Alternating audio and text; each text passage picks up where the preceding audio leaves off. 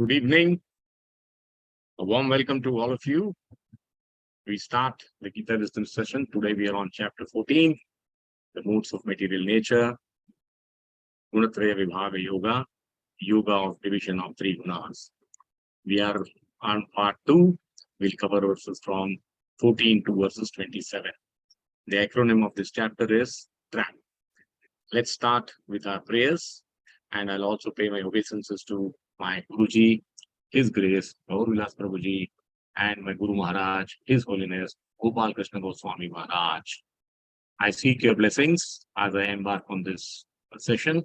Let's start with the prayers.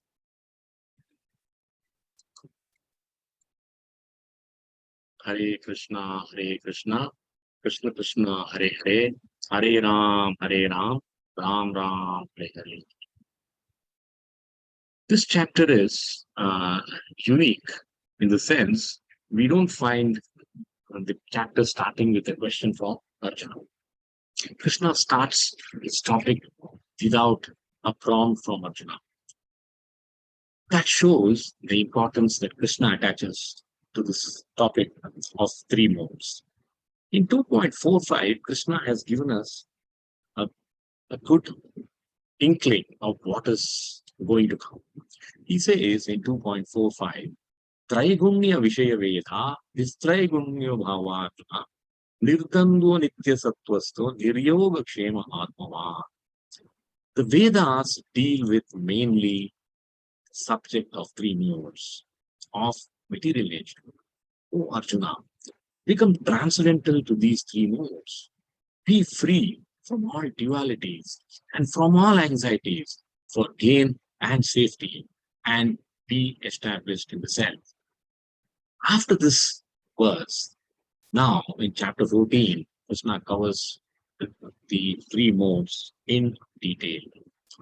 The acronym of this chapter is TRAP, and T starts with three modes. Krishna starts the chapter by glorifying the importance of this knowledge. He then tells us how the soul is conditioned by the modes and how they bind the soul. Let me ask a question. Does anybody remember from the last class what the three modes are? The time starts now. May I try? Please. It's mode of goodness, mode of passion, and mode of ignorance. Sattva gun, Rajas gun, and Rajasic gun, and Tamo gun. Excellent. Thank you very much. Thank you. So much. Then we go to R, race for prominence. So the three modes are in continuous race within themselves. Who will have the maximum influence on us, on every living being, Jiva? Can anybody remember whether I described the modes as being in segregation or in integration in the last class? Anybody remember? It is segregation. No. A good attempt. Thank you for that. Actually, the three modes are in competition amongst each other. So each mode tries to dominate the space in terms of who will have the maximum influence on the Jivatma. But thank you very much for trying. We will be covering A and B today. A, action in the modes, long, medium, and short-term effect of the modes. B, pure life, verses 19 to 27, where Krishna discusses what are the symptoms, what are the behavior, and processes required to lead a pure life in this world. Krishna says you can transcend the modes while living in this world. That's the importance of pure life. Quick recap of what is the connection between 13th chapter and 14th chapter. In 13th chapter, Krishna says in 13.22 that the living entity takes a birth and death due to association with the modes of material nature. He says, Purusha Prakruti Stovi, Bhumte Prakruti Jan Guna, Karanam Guna Sangosya, Asya Sat Asad Yoni Janmashu. So the living entity in the material nature follows the ways of life, enjoying the three modes of nature. That is the most important message. This is due to his association with the material nature. Thus, he meets with the good and evil among various species. The whole cycle of birth and death is because of our desire to enjoy three modes of nature. So the whole chapter is around how the modes work, how they find the living entity, and today we'll also be seeing how we can lead a pure life while living in this world. And that is by Krishna Bhakti. Quick look at what are the modes, building blocks of material reality. They define the culture, character, thoughts, and action. How do we understand this in simple terms? It's just like software which runs the laptop or the mobile. If you have a laptop, the most widely used software is Windows. If you have a MacBook, you have the Apple operating system. Or today you also have Linux. If you have a mobile, you have the Android operating system. If you have an Apple phone, you have the Apple operating system. So the modes are nothing but equal to, akin to the software that we see in the hardware. The performance of the hardware is defined by the software. How do we enjoy? How do we interact with the material world? It is through three P's. Perception, where we take the knowledge through our knowledge acquiring senses, the Jnanendriyas. Processing. Through our intelligent senses, we process that data. And our whole senses support us in pursuing that perception, which is processed into desire, into action. So this is how three P's enable us to interact with this world. And that is how we are under the influence of the three P's. Further, to give you a simplified example, what is the message of Krishna is, this is a staircase. And all of us have the same starting point.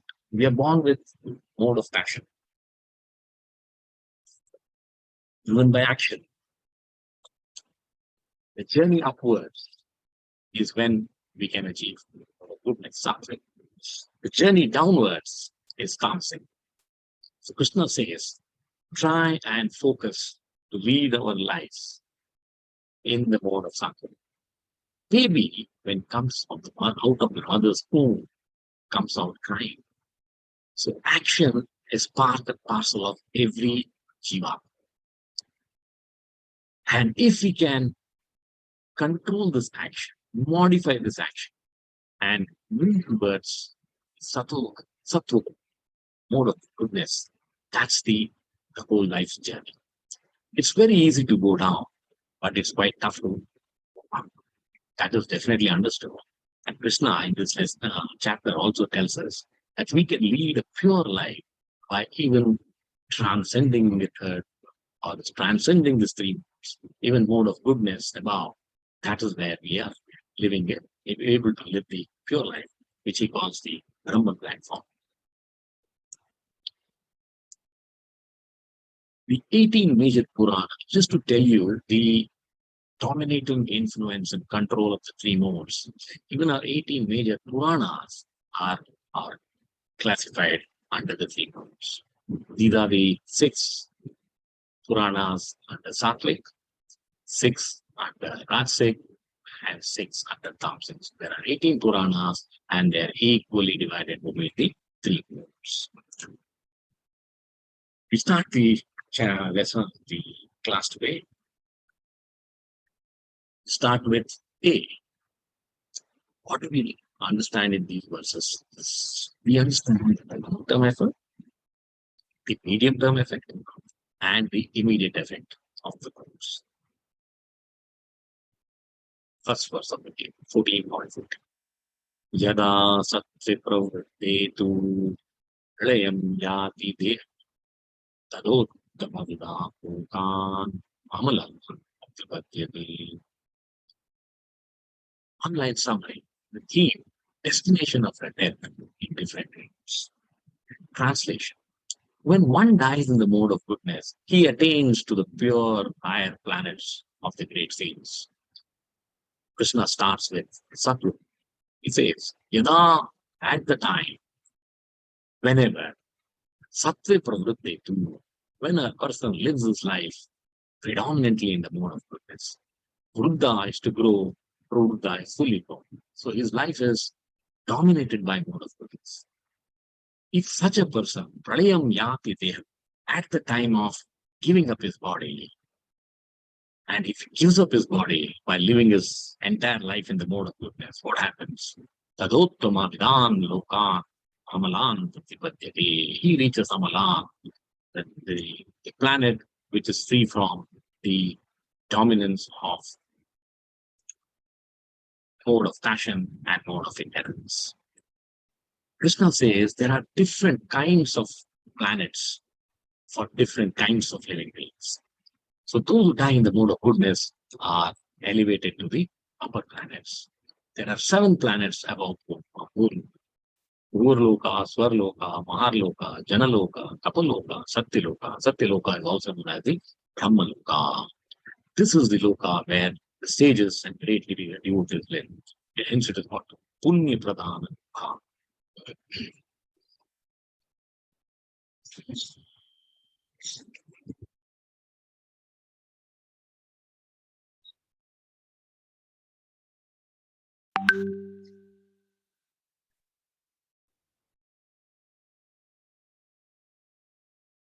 Sorry,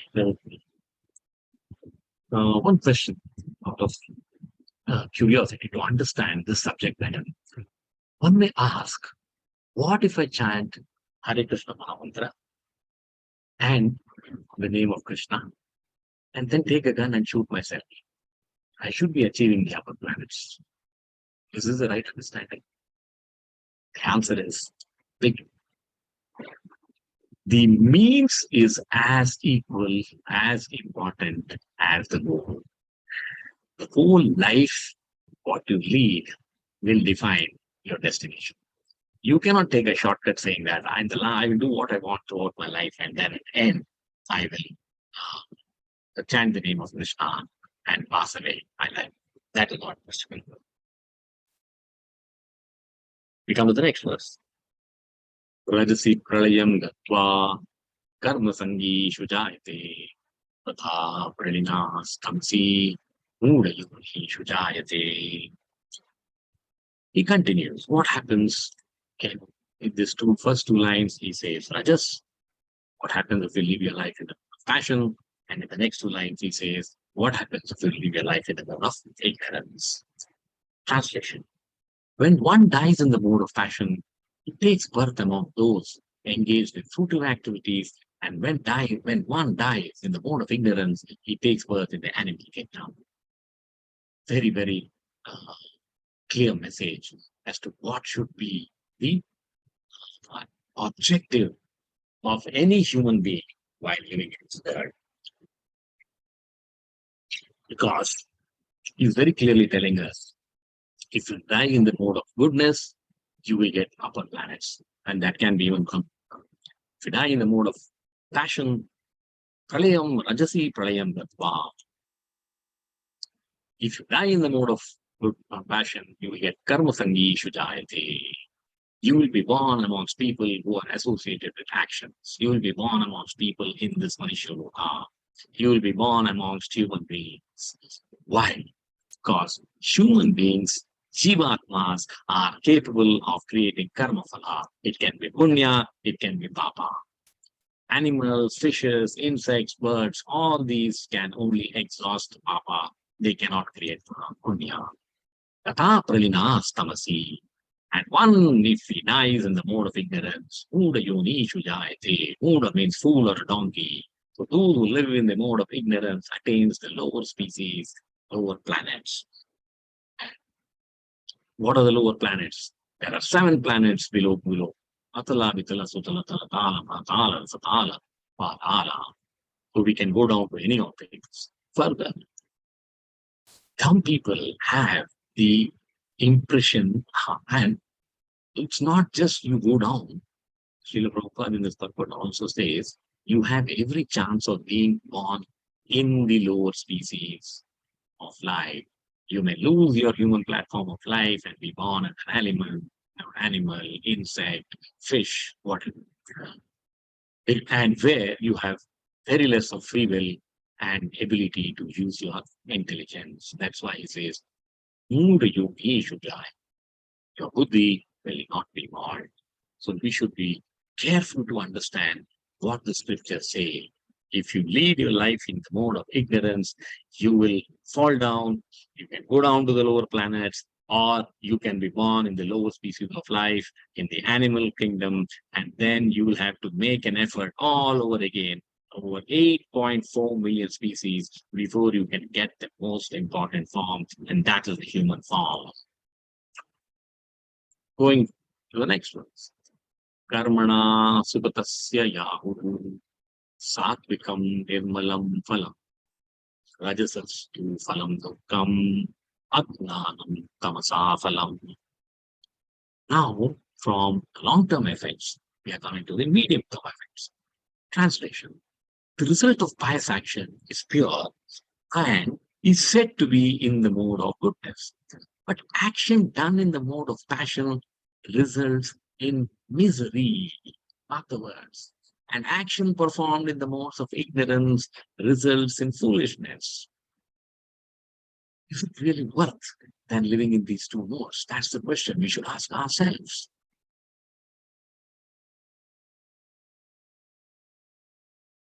So it's very clear. In the first two verses, Krishna describes what is the destination after death. Now, he's talking to us, what will be our fruits? What will be our phala in this life, depending on what mode we choose to live. Karmana sugatasya ya satvika nirmala phala. The result of satvika is sukratasya, purity, peace, tranquility, nirmalam, freedom from stress, tension, anxiety. You will be the embodiment of knowledge filled with joy, spiritually elevating. You will enjoy the state of bliss, tranquility. Rajasastu phalam dukkam ajnanam tamasa phalam. When you are going to be in Ajoguna, you will face the only fruit is dukkha, sorrow. Actions are caused by your thoughts.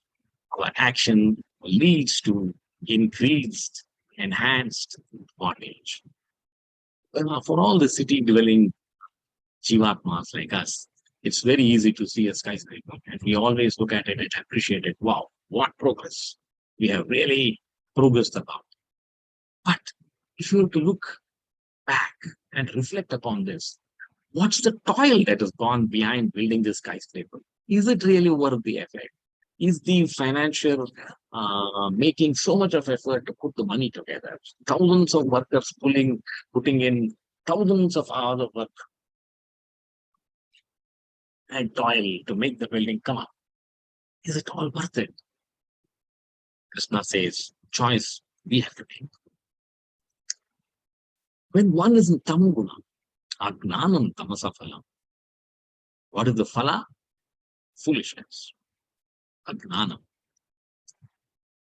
We have no difference when we are living our life in the mode of good ignorance. It is a life to be compared with animals. Grossest type of ignorance, Veda says, is killing a cow. Slaughtering of poor animals is the grossest form of ignorance. And in Rigveda, it is highlighted that killing a cow after taking its milk is the highest form of ignorance. Further, it gives us a chetavani, a warning, says the animal killers do not know that in the next life, the animal will get a body which will kill us. That is the law of nature. In human society, if one kills another person, he is awarded death sentence. Similarly, in the law of nature, the Lord does not tolerate the death of even a small ant by injustice, by force.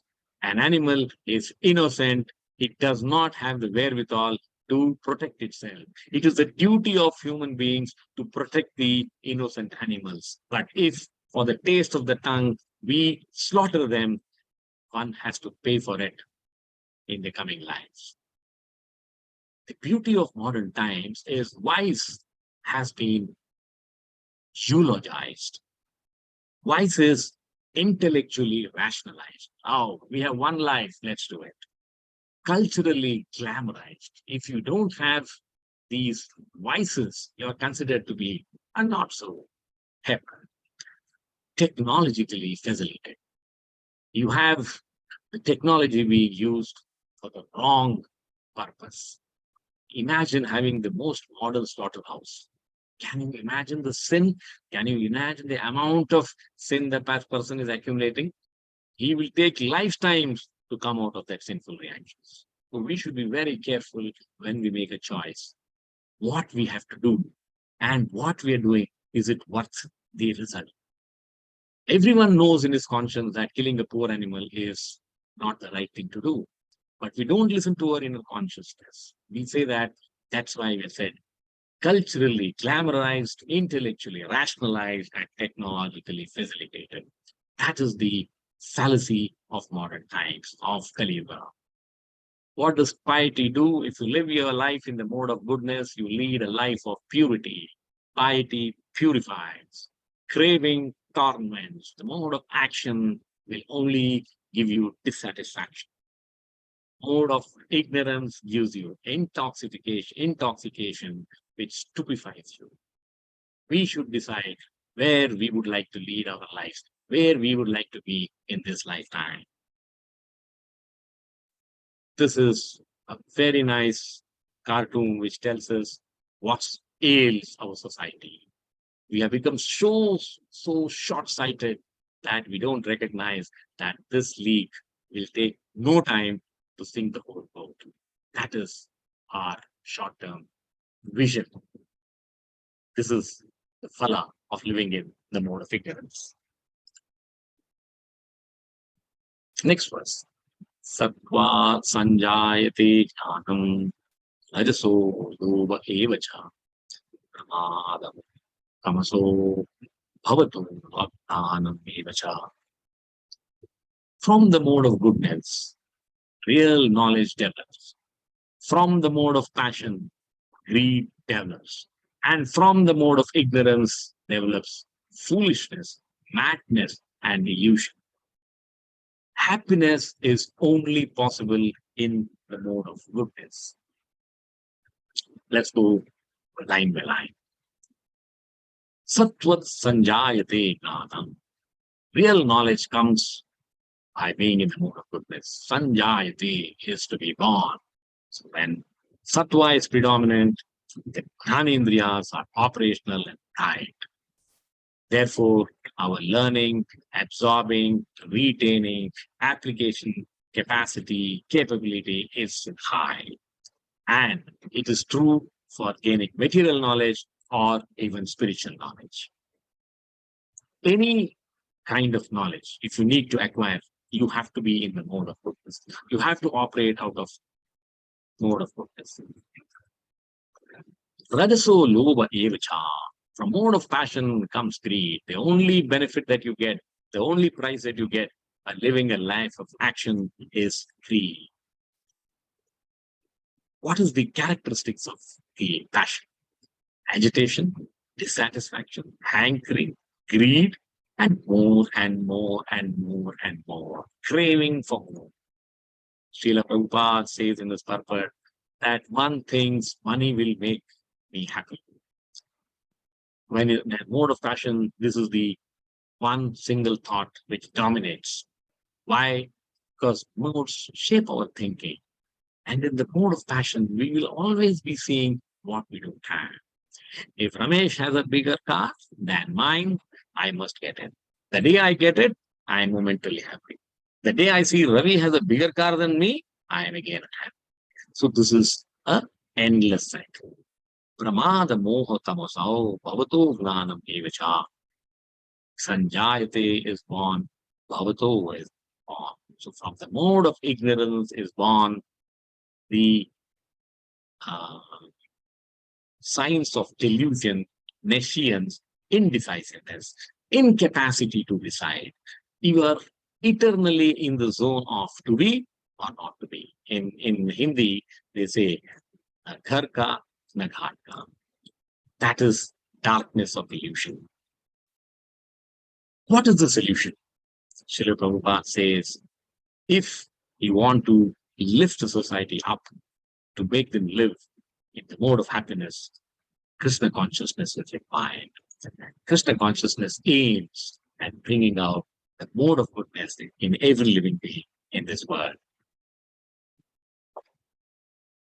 A nice quote from Prabhupada. It says, according to the Vedas, a city is in the mode of passion, a forest is in the mode of goodness, the temple, however, is transcendental. No wonder Arjuna used to tell Krishna, I don't want to fight this battle. I want to run away to the forest so that I can meditate upon you on peace. So yes, forest is in the mode of goodness. How practical it is, it's very difficult. Temple, that is the message of hope for us, is transcendental. We all have access to temples in our living places. Whichever city, whichever town we live, we have temples. So the first step to live in the mode of goodness is to build our association with the temples, with the devotees, Guru, Sadhu, Sangha. That's the way forward. A quick recap of what we have learned so far. What is the destination in each of the modes? In goodness, you reach the higher planets. In passion, you reach the earthly planets. In ignorance, you are born in the lower planets, or you could be born in the lower species of life, like the animal kingdom. What are the results of action? Goodness is pure, passion is misery, ignorance is foolishness. What is the effect? You gain real knowledge, could be spiritual, could be material. Passion, characteristic is greed, ignorance, madness, illusion. Let's go to the next verse. Urdvam gachanti sattvasta madhye tishtanti rajasaha jaganya gunaruttistha adho gachanti tamasaha. Passion is usually mixed between goodness and ignorance. It's a sandwich where passion is between and covered by goodness and ignorance. Translation. Those situated in the mode of goodness gradually go upward to the higher planets. Those in the mode of passion live on the earthly planets. And those in the abominable mode of ignorance go down to the hellish worlds. It's a slippery slope, mode of ignorance. So Krishna is now talking about ascending spiral, stationary spiral, and descending spiral. Depending on which mode of life which we choose to live our lives, that defines whether we go up, whether we remain where we are, or we go down. Urdhvam is to go up. Urdhvam gachanti sattvastha. If you are living your life in the mode of goodness, you have every possibility of going to the higher lokas, as we already studied in the earlier lessons. Krishna is reinforcing the same message. Madhye tishtanti rajasaha. If you lead your life in the mode of passion, you're going to continue to stay. It's a mediocre achievement. You'll continue to stay in the Guloka. Madhye tishtanti rajasaha. They neither go up nor down. Positive is you're not going down. Negative is you have lost a golden opportunity to go up, achieve the higher planets because you have been blessed with the human form of life. What happens? Jaganya Gunavruttistha. Jaganya is the lowest. Gunavruttistha, those who continue in Tamoguna. No, you decide to live Vritti is what? Lifestyle, way of life. Your lifestyle, your thoughts, your actions are all driven, dominated by mode of ignorance. Tamasa, ado vachanti. Ado is you go low. You are going to be born either in the lower planets or in the lower species of life. Srila Prabhupada in the purport says the result of living in the mode of ignorance is very, very risky. You stand every chance of losing your human form of life and getting condemned to be born in the lower species like the animal kingdom, or even worse, falling into the lower planets. It is a long way back to come back to the human form of life. Quick summary: goodness leads to elevation. Very nice way of remembering. Passion leads to stagnation. Ignorance leads to degradation.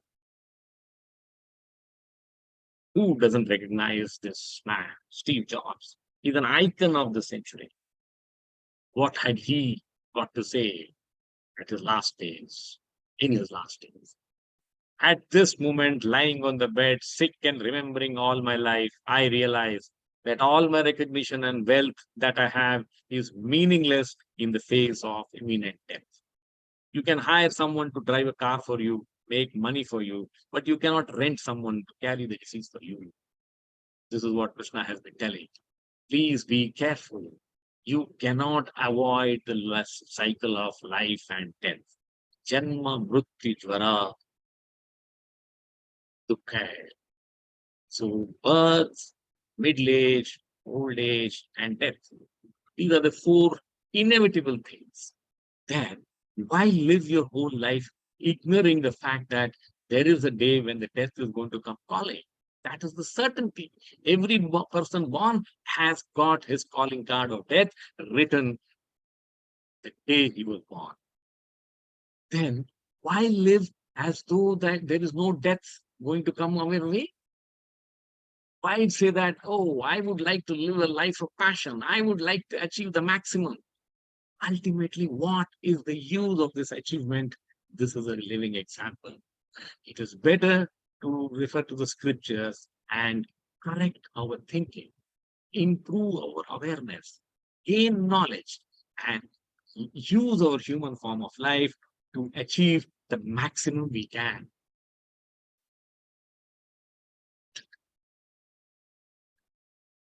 This we have covered A, we are now going to P, pure life. The next 8 verses, Krishna describes how we can live in this world and not come under the influence of the 3 modes. He tells us what are the symptoms, what are the behavior, and the process followed by people to transcend the modes. And very important part of the chapter, it is an eye-opener. It helps us reflect. At least we know what we need to do if we have to live happily in this world. Na anyam gunebhya kartaram yada drashtanupashyati गुणेभ्याश्च परं वेति मद्भावं सोऽधिगच्छति. This is the platform of real knowledge, seeing the modes as doers and the Lord as transcendental. Translation: when one properly sees that in all activities no other performer is at work than these modes of nature, and he knows the Supreme Lord who is transcendental to all these modes, he attains my spiritual nature. Remember, we started this chapter where Krishna glorifies the knowledge of 3 modes. And Krishna is now saying, what is the result of knowing this knowledge? Platform of real knowledge is described here. What is that knowledge? All activities are performed by the 3 modes. Supreme Lord, we all know, controls these 3 modes. What is Krishna saying here? Na anyam, none other. Gunebhya kartaram. Kartaram is the doer. And the 3 modes are defining each and every action of ours. This is understanding. This is the real knowledge. There is no other performer, no other karta, no other doer at work than these modes of nature. Yes, the action is done through us, but the person who's controlling the action is the 3 modes of nature. We are Katputri. We dance to the tune of the 3 modes. Yada, when. Drashtanupashyati. Drashta means seer. Step back and witness. Then you will be illumined. Anupashyati. witness after becoming illumined, anupashyati, sees systematically, sees things truly, sees with scriptural guidance.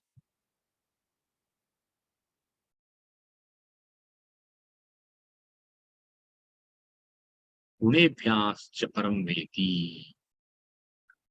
If you apply the knowledge of the scriptures, if you understand, if you recognize that it is the modes which are the action doers, the karta, the karta behind every action, and there is the Lord who controls these modes, then Krishna says, Gunebhyascha param veti, knowing that I am Kshetrajna, living in the Kshetra, then I will be able to transcend the modes. Example, I am like the sun, untouched and beyond. Mat-bhavam, you will come to my nature. Adhigacchati, you will attain my spiritual nature. Such a person becomes one with me. The Acharyas explain this subtle knowledge through this example. And we should go through this very carefully. Modes are not like a prisoner's shackle. The modes do not immobilize us. The modes do not imprison us.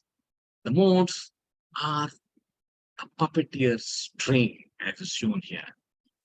It gives us freedom. It gives us choice. It gives us the free will, but within a boundary.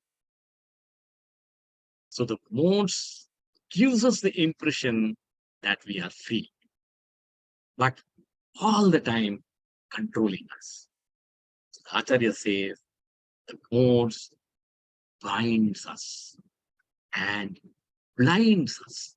We are bound and we are blind. We don't understand that we are shackled and we are being controlled by the three modes.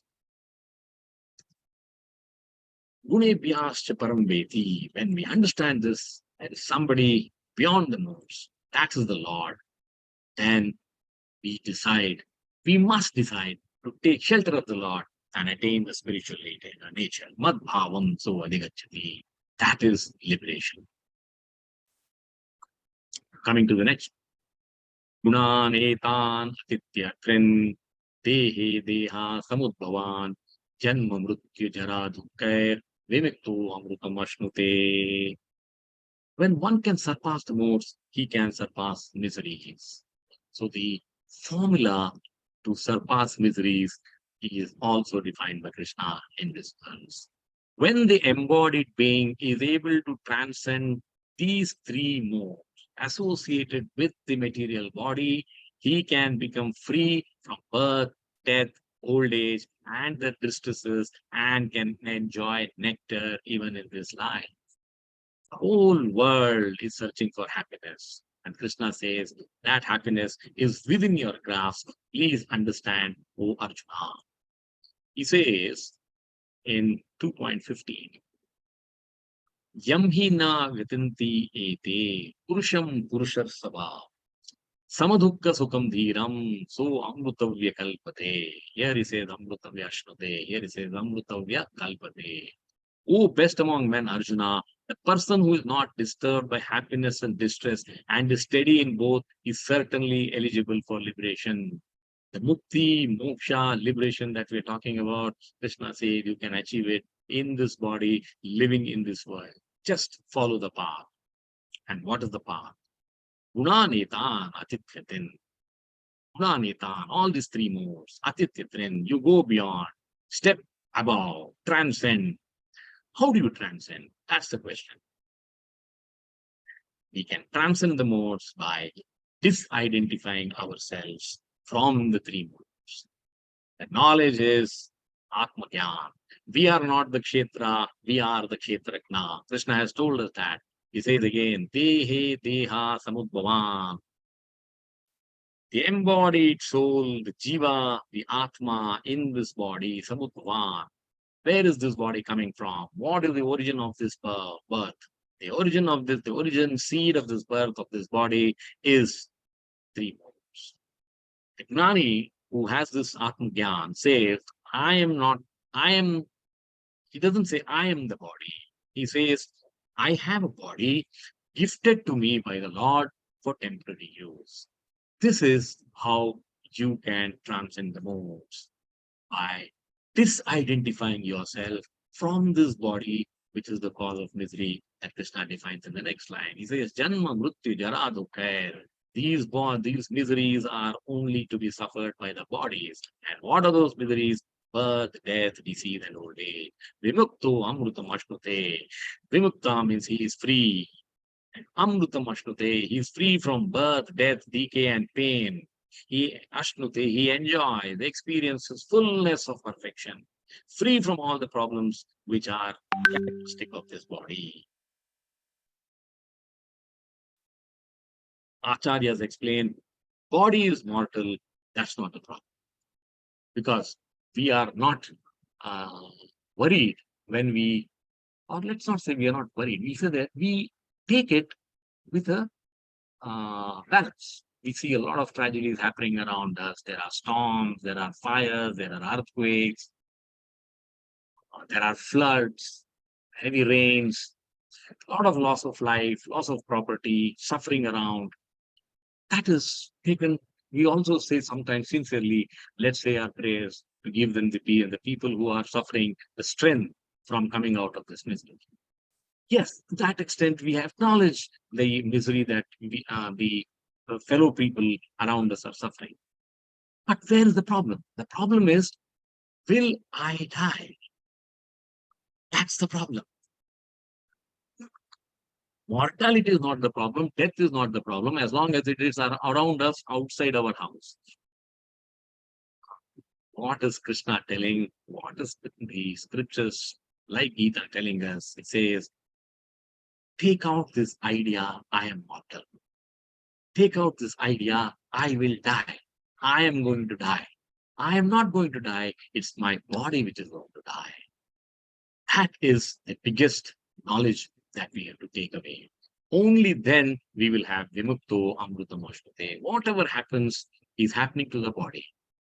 Whatever suffering, whatever joy is all happening to the external body, the kshetra, and not the kshetrajna within. It sounds so simple when we say this. It sounds so simple when we listen to this. But that is the essence of Gita knowledge, Atma Gyan. And Krishna says, only if you have reached the stage of awareness, then you can step out, you can transcend the words. Let's go to the next verse. Arjuna Uvacha Kairlinga Strin Gunanetan Atito Bhavati Prabhu Kimachara Katam Chaitam Trin Gunan Ativartate. In the middle of the chapter, Arjuna comes out with three questions. Arjuna says, oh my dear Lord, by which symptom is one known who is transcendental to these three modes? Please describe them to me. What is his behavior? And how does he transcend the modes of nature? Arjuna is a very intelligent student. He just doesn't want to go by superficial understanding. He wants to get into the details. He says, I find it difficult to believe that a person living in this world can transcend the modes. So he is asking these three questions. What are the questions? Caring guys, symptoms. What are the symptoms? Krishna answers this in the next two verses. What is his behavior? Kim acharaha. 14.24 and 25, Krishna answers. Then he says, Katam chaitam stringunan ativartate, 14.6. What is the process? Let's look at the first answer of Krishna. Shri Bhagavan Vacha Prakasham cha pravrittim cha moham eva cha pandava na dvesti sampravrittani na nivrittani kankshati. What are the symptoms? Translation. The Supreme Personality of Godhead said, O Pandu, O son of Pandu, he does not hate illumination, attachment, and delusion when they are present, or long for them when they disappear. formula is simple. Bhagavan Vacha, Lord answers. Prakasham cha pravrittim cha. In 14.11, Krishna says, Prakasham vajayate. So Prakasham is a characteristic of goodness. In 14.12, Krishna says, Lobha pravritti arabham. Pravrittim is passionate action. Moham evacha pandava. Illusion, attachment, and illusion are the characteristic of ignorance. O Pandava. We discussed this in 14.13. So Krishna is referring to all the three modes here. What is Krishna telling us? That Jnanis, all of us have sattva, rajas, and tam. We have seen that there is a competition among the modes.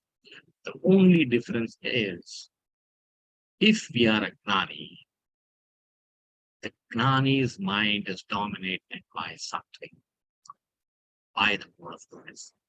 Rajoguna is in the middle and Tamoguna is in the red, the tail. He is aware that no mind, for that matter, can be 100% sattvic.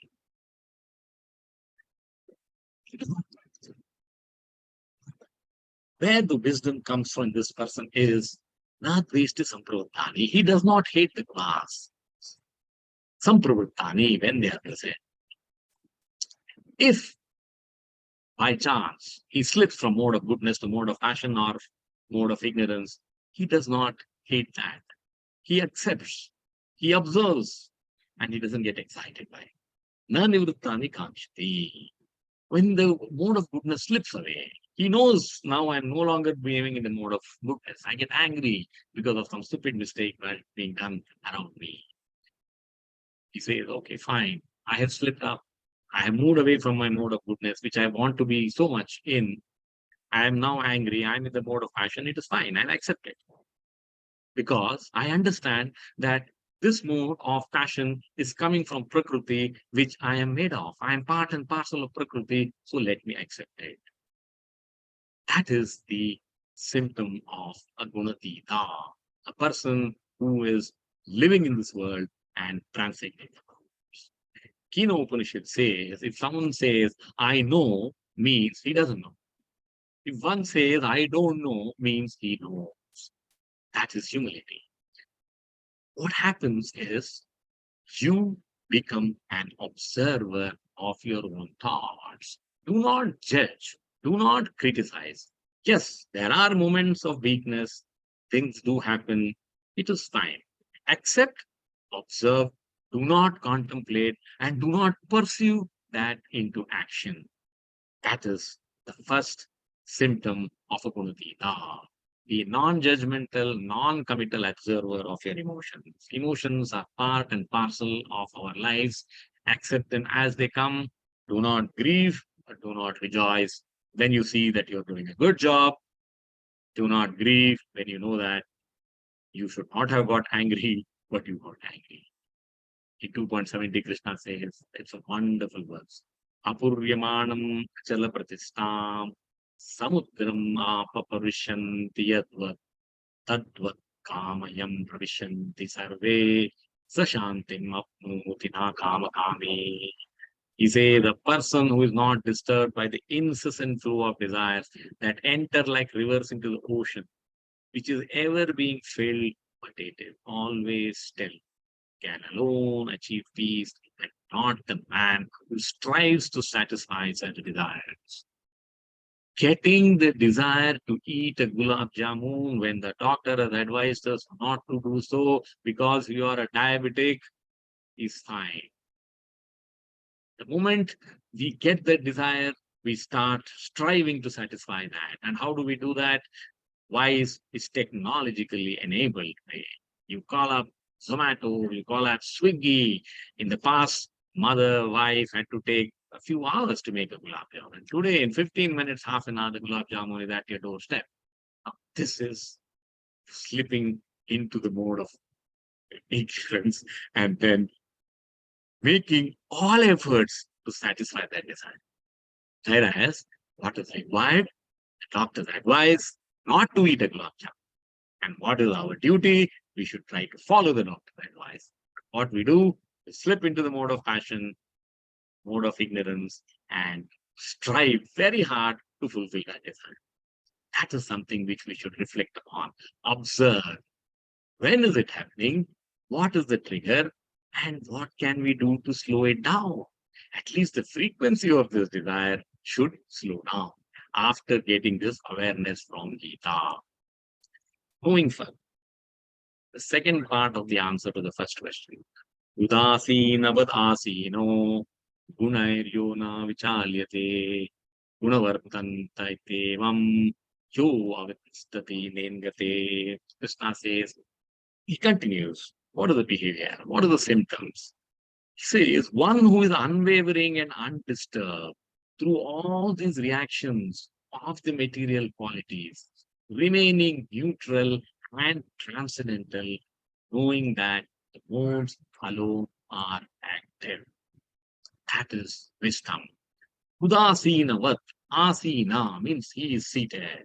He is seated within himself, without wishing, wanting, desiring, hoping, hating, no emotions. He is seated within himself. Neutral. Udasina, neutral, unconcerned, undisturbed, untouched, unperturbed, unaffected. That is Udasinavat asino. You are indifferent, you are balanced with regard to your own body, mind, conscience. Observe the flow of desires, but don't contemplate, don't try to act on them. In ninth chapter, ninth verse, Krishna has used the same words and he is now giving us this example. And he says, follow my own personal example. He says, Na chamam tani karmani nimitnanti dhananjaya udasinavad asinam asaktam tesu karmasu. Just look at this line. Udasinavad asinam. Oh Dhananjaya, all this work cannot find me. I am ever detached from all these material activities, seated as neutral. This is the second formula for success. Krishna says, Udasinavat asin. Be neutral, be an observer. God wants to follow his path. Gunairuna vichalyate. Be undisturbed by the paths. Keep the mind detached. The gunas, now, how do we understand this? Acharyas give an example. They say that, look at the lighthouse. The lighthouse is undisturbed by the turbulent waves around it at any point of the day. So he says, be a lighthouse. Gunavartanta id evam. Understand this means. Id evam. With this knowledge, the desire to eat a gulab jamun is a trigger from my lower modes of passion and ignorance. The mode of goodness tells us that for good health, we should avoid it. Try to do that. Observe, but do not action. Yo avadistati devate. Remain firm with a balanced mind. Do not criticize, do not judge. That's the another key message here. One should not belittle our own self because we've indulged in something which we should not. The moment you are aware that you are doing something which we should not do, that is the first step towards improvement. It may take time. It may be a long, arduous journey. It is fine. The message Krishna is saying, observe, ignore, hold on. Take a deep breath and say no. Over a period of time, it depends on our resolve. The thoughts will stop coming. Good example of this, we are in a movie hall. If it rains, will we open our umbrellas? Not at all. Because we are observing the rain which is happening outside of us. So if we can observe our emotions happening within us with the same lens, Krishna says that is the symptom of a Gunatita. This, we go to the next words. So quick summary, what are the character symptoms of these Gunatita? A person who is transcending the modes, is equipoised, neutral, unattached, detached, free from hankering, free from enemy. Next verse. where we now getting into the answer for the second question. What is the behavior of a Gunatika? Samadukka sukasvastaha, samalostasma kanchanaha, tulya priya priyodhiraha, tulya nindatma samskritihi. What is his behavior? Krishna says, one who is situated in the self and regards alike happiness and distress, who looks upon a lump of earth, a stone, and a piece of gold with an equal eye, who is equal towards the desirable and the undesirable. So after telling us to be observer, neutral, as the symptoms of a person who is a gunatita, he now describes what is his behavior. Samadukka sukha svastaha. Sama is equal. You see, sama here, tulya, tulya. Both are, all these are the same meaning, equal, equipoised. Sama sukha, dukkha. Sama, dukkha, sukha, svastaha. Svastaha means situated in yourself. Self-abidance. Don't forget your nature. How do we understand this? If you are a Sangita Vidwan, if you are a musician, you will always be aware at the corner of your mind, what is the Tampura Shruti? And at any cost, I should not err in this part. Just as a musician is aware of the Shruti, Nani should be aware of the Shruti. And what Shruti? That is the Gita and Veda. Be aware and consciously do not allow yourself to be a victim of your emotions of happiness and joy. Be neutral. Both are passing phenomena. Samalostasma kanchana. He knows the value. Losta is a lump of it. Asma is a pebble, stone. Kanchana is gold. Krishna says, if you are a balanced person, if you are a gunatita, you will walk past a lump of gold because it may be valuable, but you have no value for it. Because if you get that gold into your hands, you will have to protect it, you will have to store it, you will have to always keep remembering about it. What will I do with this gold? And the whole cycle of worries, anxiety start just from that piece of gold. So Krishna says, do not do that. Tulya priya priyo dhiraha. Tulya is equal. Priya is one whom you love, what you like, which gives you joy. Apriya is one whom you don't like, which gives you distress. Be equal to both of them.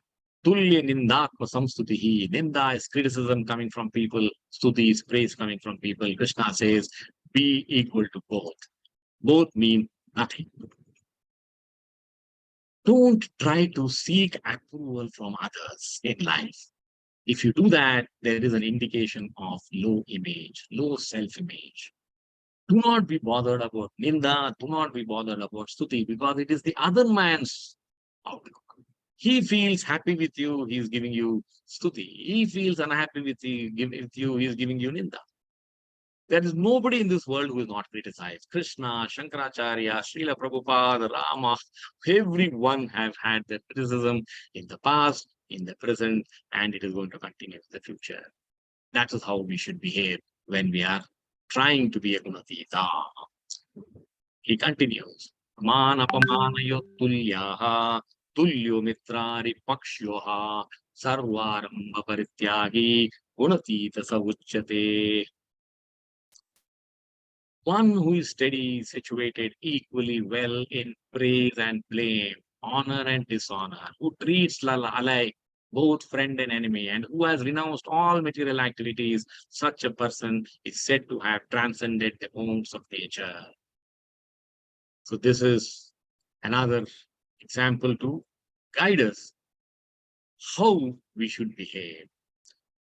The principle, the formula of success is be equal, be balanced. The last verse he says, Tulli nindatma samstutihi. Ninda and stuti are coming from the words. They are vachika. Now he says, mana apamana. This is coming from the action. Someone says something to you, you feel insulted. Someone says something to you, you feel happy. So this is at the level of action. Krishna says, be equal to that. Manapamanya tulya. Tulya mitra ripakshya. Be equal to mitra, your friend. Be equal to your friend. Ari is enemy. Pakshya is all kinds of parties. Be the same towards friends and foes. Sarvaramba parityagi. Parityagi is arambha, is binding activities. All that we feel, a sense of responsibility to family, as a parent, as a child, towards our brothers, sisters, to our jobs, to our boss. All these are arambha activities which are going to bind us. So Krishna says, Parityagi, give up things, give up the arambhas, be happy in fulfillment of happiness and bliss. Do not get into these activities which are going to be binding, which are going to create attachment. Gunatita uchyate. Such a person is said to be free. Uchyate is a free person. There's a very nice story to highlight this, how one can be like this. The story is about Raman Maharshi, who created the famous Chinmayananda Ashram, an institution. So Raman Maharshi was in the US living in his ashram along with his sannyasi devotees. One night they heard some commotion outside. They quickly realized that it was a bunch of thieves who were trying to come into the ashram. Raman Maharshi said, please ask the thieves not to break the windows. We will open the doors and they can come inside using light. They don't have to find their way through.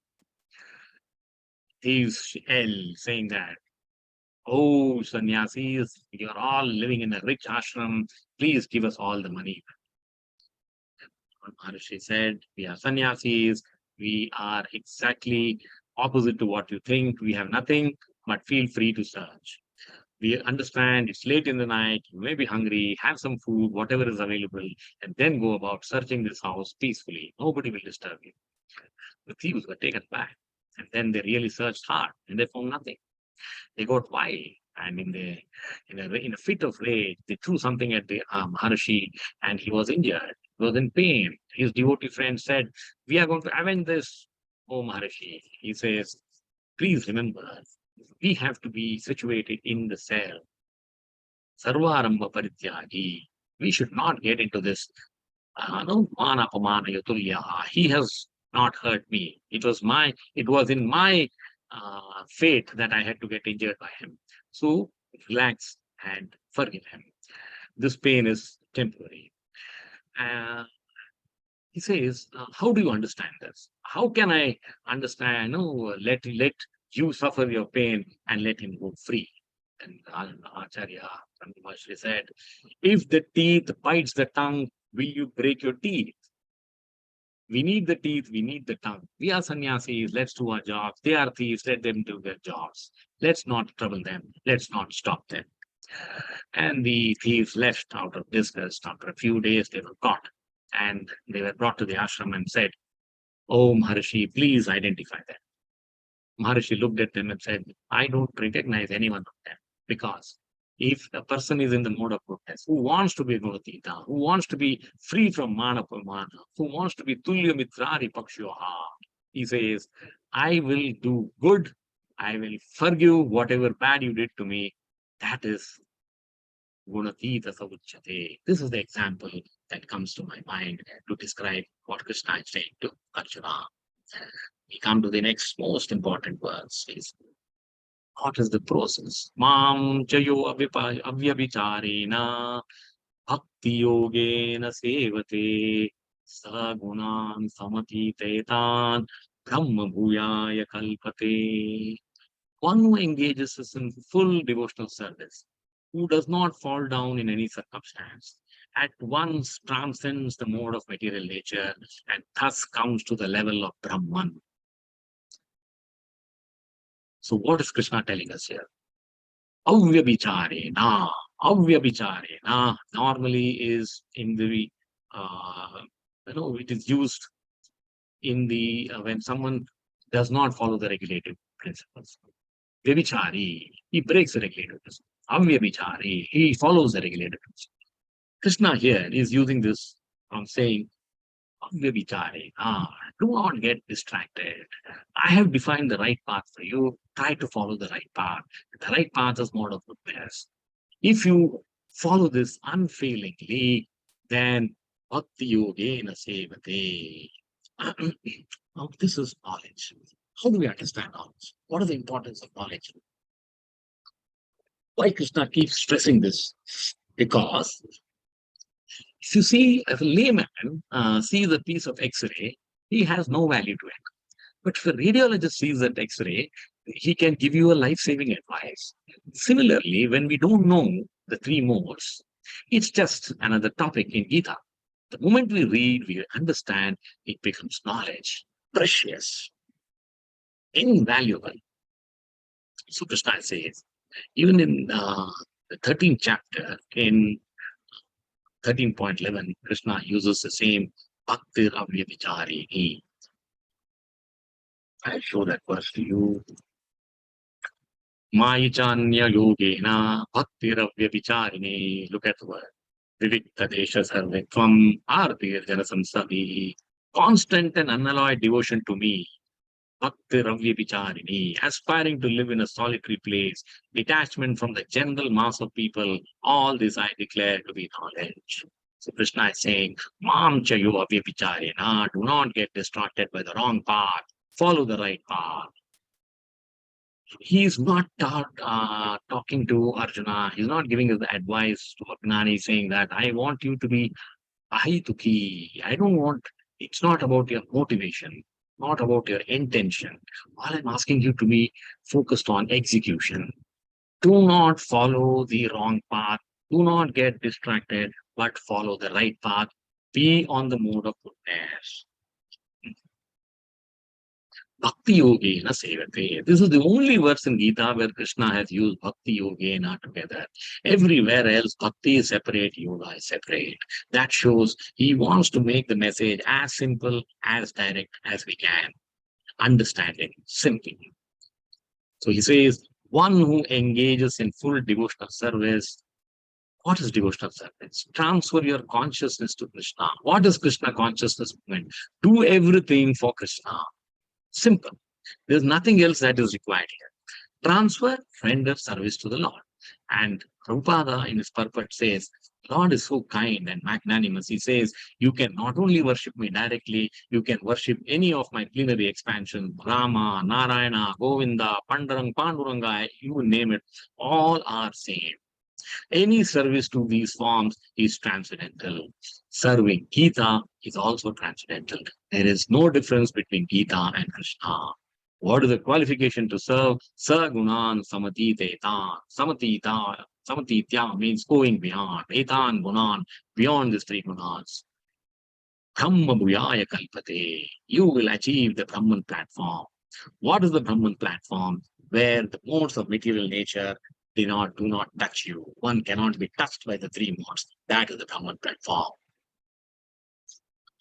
You are fully spiritual, beyond the modes of nature, and this is the stage where pure devotional service begins. Just to highlight the importance of devotional service is not a job, it's a privilege. Radhanath Swami Maharaj said this. How do we offer service? Either serve a Brahmana or serve the cows, because the Lord likes both of them. I picked up this, we can own a cow at a very minimal expense and do our bit to the society.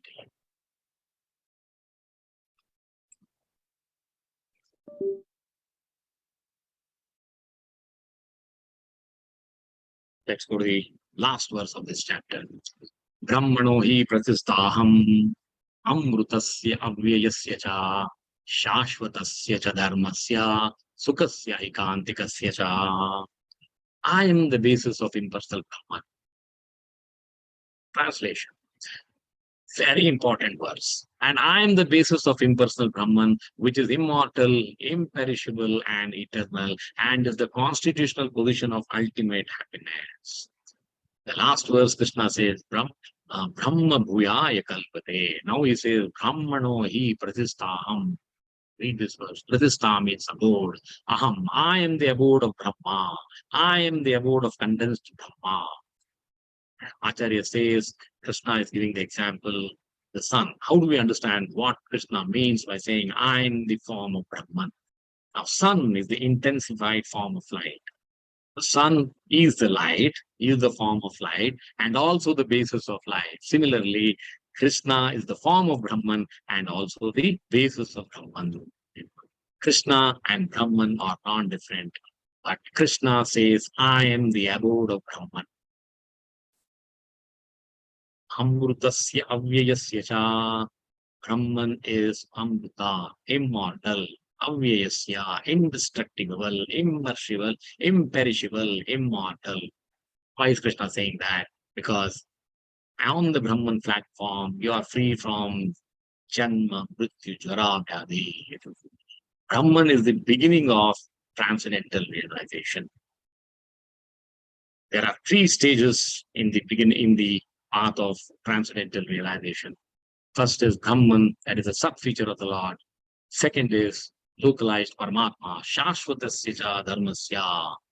That is Amrutasya Vyasya is the sub feature of the Lord. Shashvatasya Dharmasya is the chit feature of the Lord.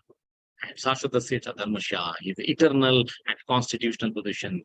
Dharmasya means he is the destination of all scriptural teachings and sadhanas. He is the Paramatma, the super soul within each of us, and that is the second stage in the transcendental realization.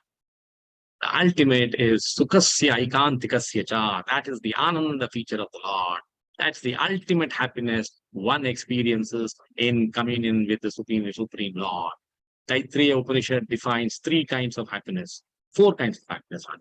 Earthly happiness, heavenly happiness, Brahmananda, where you are free from the modes, the miseries of the modes. And there is something beyond that, that is Bhaktyananda. Acharyas give a good example of helping us understand what is the Sat Chit Ananda, what is this Brahman feature, what is this Paramatma feature, and what is the Bhagavan feature. Brahman feature is like being a billionaire who has lost his memory. So when we achieve the Brahman realization, our memory has come back that we are a billionaire. But just by having the realization that you're a billionaire does not do you any good. You have to act on that level of a billionaire. And what is that? Have the biggest of the houses, palatial accommodation, hundreds of cars, no wealth all around you. So getting your memory back is equal to Brahman realization. It gives you some happiness, but that is not sufficient. When you start behaving like a billionaire, that is the Brahman form of the Lord, the happiness. Sukasya ikantikasya cha. You are then realizing a Brahman form of the Lord, the Bhagavan form. So in one verse, you can realize Sat Chit Ananda feature of the Lord. In Brahma Samhita, this very clearly describes that Krishna is the abode and the support of Brahma. Yasya prabhavat jagadanda koti shvashesha vusudadi vibhuti pinnam tad brahma nishkalam anantam ashesha bhutam govindamadi purusham tam maham bhajami. I worship Govinda, Brahma says, the primeval Lord whose effulgence is the source of non-differentiated Brahman, mentioned in the Upanishads, being differentiated from the infinity of glories of the mundane universe, appears as the indivisible, infinite, limitless truth. Amrutasya avyayasya cha, sukasya ikantikasya cha. This, we come to the end of the chapter, a quick recap of this chapter. The acronym is TRAP. Krishna starts with the three modes. He tells us how the soul is conditioned, the importance of knowledge of the modes, how the modes bind the soul. The modes are not a constant factor. There is a constant competition amongst the five modes. That is R. A, action in the modes. What happens to us after death? While we live in this world is described in the action of the modes. And pure life Krishna describes to us what are the symptoms, behavior, and processes. Quick summary: symptoms, equipoise, neutral. Behavior, steady in all circumstances, be it praise, blame, honor, dishonor, happiness, distress, desirable, undesirable, friend or enemy. Earth, stone, or gold have the same value to this man. What is the process? Bhakti Yogena Sevate, devotional service to the Lord. This is a very important clipping when Prabhupada was about to leave his body. He spoke. By hearing, by discussing Srimad Bhagavatam, this Radheshyam Tamagun is subdued. Then Satagun remains.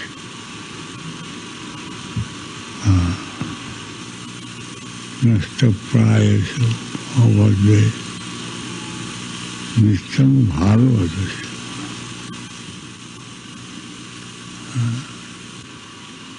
Then Satagun Tamagun cannot do us harm. What an important message from the man who dedicated his entire life to Krishna. We have so much to learn from Srila Prabhupada. Prabhupada ki jai. With this, we come to the end of this chapter, and the floor now is open to any questions.